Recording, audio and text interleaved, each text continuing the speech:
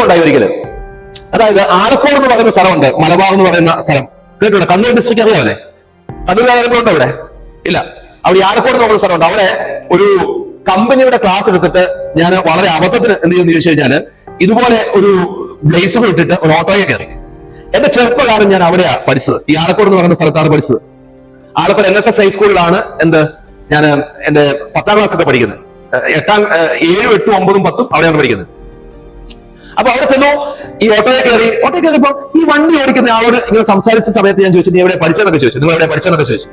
അതിൽ ആ മനുഷ്യൻ പറഞ്ഞു, ആലക്കോട് NSS ഹൈസ്കൂളിലാണ് പഠിച്ചെന്നോ. ഈ ഓട്ടോ ഓടിക്കുന്ന ആൾ പറഞ്ഞു, ആലക്കോട് NSS ഹൈസ്കൂളിലാണ് പഠിച്ചെന്നോ. അപ്പൊ ഞാൻ ചോദിച്ചു, ഏത് വർഷം പഠിച്ചേ?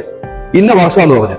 അപ്പൊ ഞാൻ ചോദിച്ചു, ഇന്ന ആൾക്കാരൊക്കെയാണ് പഠിപ്പിച്ചേ? അതെ, ഞാനും അവനും ഒരുമിച്ച് പഠിച്ചാ. ഞാനോട് പറഞ്ഞു, എടാ നമ്മൾ ഒരുമിച്ച് പഠിച്ചാന്ന് പറഞ്ഞു. അവൻ തിരിഞ്ഞൊന്ന് നോക്കിയതിനു ശേഷം പിന്നെ 3 കിലോമീറ്റർ കൂടെ ഉണ്ടായിരുന്നു ഓട്ടോയെ പോകാൻ.